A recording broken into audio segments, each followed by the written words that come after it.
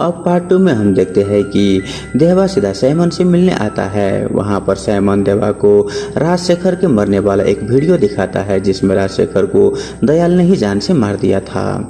यह देखकर देवा को बहुत ही गुस्सा आता है क्योंकि दयाल के बातों में आकर उसने प्रीति को भी उसके साथ भेज दिया था। फिर थोड़ी देर के बाद वहाँ पर देवा को दयाल का फोन आता है जो हंसते हुए उससे बोलता है कि तुमने मुझे पहचानने में देर कर दी, मैं ही वो पुलिस वाला हूँ पर मेरा मिशन कुछ और ही है। वहाँ पर वो बोलता है कि अब तो प्रीति भी मेरे कब्जे में है, इसीलिए जैसे जैसे मैं कहूँगा वैसा वैसा तुमको करना पड़ेगा। वो बोलता है कि मेरा कुछ काम बाकी है। दयाल देवा के जरिए अपने एक सीक्रेट रूम में पैसे और पासवर्ड रखवाता है। वहीं उस रूम में जाकर देवा देखता है कि वहाँ पर बहुत सारा पैसा और सोना था। ये देखकर देवा को लगता है कि शायद दयाल से यहाँ से भागने की कोशिश कर रहा है। वहीं यहाँ पर हम जानते हैं कि सैमन का एक अर्जुन नाम की एक बेटा होता है जो कि काफी सीधा होता है। वो कल्याणी नाम की एक लड़की से प्यार कर रहा था। तभी वहाँ पर अर्जुन को उसकी लवर कल्याणी वो बोल रही थी कि हमारी बारे में तुम अपने फादर से बात करो, लेकिन अर्जुन अपने फादर से बहुत ही डर रहा होता है। इसलिए वो कल्याणी से बोलता है कि आजकल मेरे फादर एक आदमी पर बहुत ही भरोसा करता है, मैं उन्हीं के जरिए ये बात अपने फादर तक पहुंचा दूंगा। और हम जानते हैं कि वो शख्स होता है देवा। अब यहाँ पर हम देवा को देखते हैं जो दयाल के बताए अनुसार सैमन के खिलाफ फाइल लाने के लिए एक बोट के एरिया में जाते हैं। लेकिन तभी वहाँ पर सैमन के आदमी देवा को देख लेता है और उनके बीच लड़ाई हो जाती है। वहाँ पर देवा उन सभी आदमी को बहुत ही बेरहमी से मार देता है और उसके फाइल को भी वहाँ से ले जाता है। तब यहाँ पर देवा को मालूम चलता है कि असल में सैमन दुनिया की नजरों में तो चोरी का माल बेचता है, लेकिन उसकी आड़ में सैमन हॉट ट्रैफिकिंग का काम करता है। असल में यहाँ जितने भी मजदूर काम करने के लिए आते हैं सैमन उन सब का टेस्ट करवाता है और जैसे ही किसी जगह पर हॉट का रिक्वायरमेंट होती है तो सैमन के आदमी लिस्ट में से लिखे मजदूरों को दिल निकाल कर वहाँ पर भेज देते हैं। और इसी तरह से सैमन ने 5000 करोड़ का बिजनेस किया है। यह जानकर देवा शॉक हो जाते हैं। फिर देवा दयाल को फाइंड आउट करवाता है। तब उसके आदमी बताता है कि दयाल का असली नाम दिलीप है जिसे पुलिस ने सैमन को नजर रखने के लिए भेजा था, लेकिन 8 साल में दयाल ने बहुत सारा माल जमा कर लिया था। इसके बाद दयाल का फिर देवा को फोन आता है जो उसे कहता है कि तू अर्जुन को एक जगह पर ले जाकर उसे मार दो। ये सुनकर देवा ये काम करने से मना कर देता है क्योंकि अर्जुन बहुत ही अच्छा लड़का होता है। तब यहाँ पर दयाल बोलता है कि अगर तू उसे नहीं मारा तो मैं पृथ्वी को मार दूंगा, मैं जैसा करता हूँ तो वैसा ही कर। जिसके बाद देवा अर्जुन को ले जाकर एक सुनसान जगह पर जाता है। वहीं रास्ते में अर्जुन उसे बोलता है कि मुझे एक लड़की पसंद है, क्या आप पापा से बात कर पाएंगे। लेकिन यहाँ पर देवा बोलता है कि मैं तो तुम्हें यहाँ पर मारने के लिए आया था। लेकिन यहाँ पर देवा अर्जुन को नहीं मारता, वो अर्जुन को छोड़ देता है और बोलता है कि तुम कल्याणी के साथ कहीं दूर चले जाओ, नहीं तो तुम भी अपने फादर के साथ बर्बाद हो जाओगे। तभी वहाँ से जाते समय देवा को फिर से दयाल का मैसेज आता है कि तूने अर्जुन को क्यों नहीं मारा। ये देखकर देवा सोचने लगता है कि इन्हें ये सब कुछ कैसे मालूम चला। अब अगले दिन हम देखते हैं कि दयाल ने देवा के पास फिर से फोन किया और बताया कि मैं प्रीति के आज मारने वाला हूँ क्योंकि तूने मेरी बात को नहीं मानी।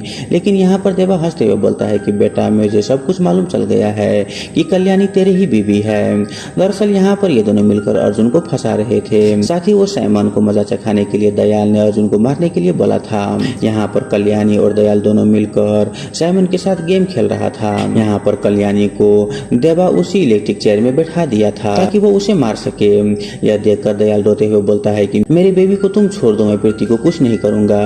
जिस पर देवा प्रीति को दयाल के हाथ बांध कर वहाँ से निकलने के लिए बोलता है क्योंकि उसके आदमी वहाँ पर आ गया था। तो प्रीति भी ऐसा ही करती है। वही यहाँ पर देवा ने प्रीति के दोनों बहनों को सेव करने के लिए उन्हें अपने मेंशन में बुला लिया था। वही वहाँ पर सैमन को अर्जुन कहीं भी नहीं मिल रहा था, इसलिए उन्होंने अपने सारे लोगों को उसका फाइंड आउट करने के लिए बोल दिया। वहीं जब देवा अपने मेंशन से आ रहा था तभी उसके पास उसके एक आदमी फोन करके बोलता है कि मेंशन में कुछ लोग कमरे देखने के लिए आए हैं और उसके पास हथियार भी है। यह सुनकर देवा बोलता है कि वो सैमन के लोग हैं, तुम उन्हें रूम दिखा दो, मैं आ रहा हूँ। वहीं इधर रवि आकर देवा से बोलता है कि राजशेखर ने मुझे तुमसे एक चीज बताने के लिए बोला था जो मैं भूल गया था। उसने कहा था कि तुम्हारे फोन पर एक तुम्हारा कुली नंबर बताएगा तो तुम समझ लेना कि वो तुम्हारी औलाद है। यह सुनकर देवा शौक हो जाता है और वो अपने मेंशन की ओर चल देता है क्योंकि उसे भी मालूम नहीं था कि उसका एक औलाद भी है। वहीं उधर हम देखते हैं कि अर्जुन अभी भी कल्याणी के पास खड़ा हुआ था। तो अब यहाँ पर कल्याणी रोते हुए बोलती है कि दयाल मेरा ही पति है, लेकिन मैं तुमसे प्यार करता हूँ। दयाल ने मेरे माँ बाप को मारने की धमकी दी थी, इसलिए मैंने ये सब कुछ किया।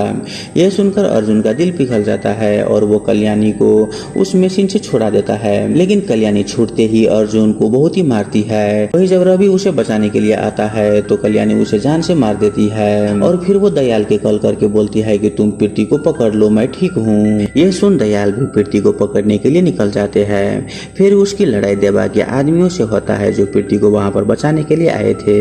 यहाँ पर दयाल उन सब पर भारी पड़ रहा था। यह देखकर प्रीति अपने आप को बचाने के लिए एक ट्रेन में चढ़ जाती है। वहीं ये देख दयाल भी उस ट्रेन में आ जाता है। यहाँ देवा जब अपने मेंशन में आता है तो उस पर सैमन के आदमी हमला कर देता है। इधर दयाल को अपने पास आता देख प्रीति को याद आता है कि एक बार उसके फादर ने कहा था कि अगर तुम कभी भी मुसीबत में हो जाओ तो तुम 1 नंबर पर कॉल करके उसके कुली नंबर बोल देना, तब कोई तुम्हें बचाने के लिए वहां पर आ जाएगा। तब प्रीति ऐसा ही करती है और वो कॉल कर देती है और हम देखते हैं कि वो कॉल देवा के फोन पर आता है और हम जानते हैं कि प्रीति देवा का ही बेटी है। फिर वहां पर प्रीति कुली नंबर बताती है जिसमें देवा इमोशनल हो जाता है और वो भी जान जाता है कि प्रीति उसका ही बेटी है।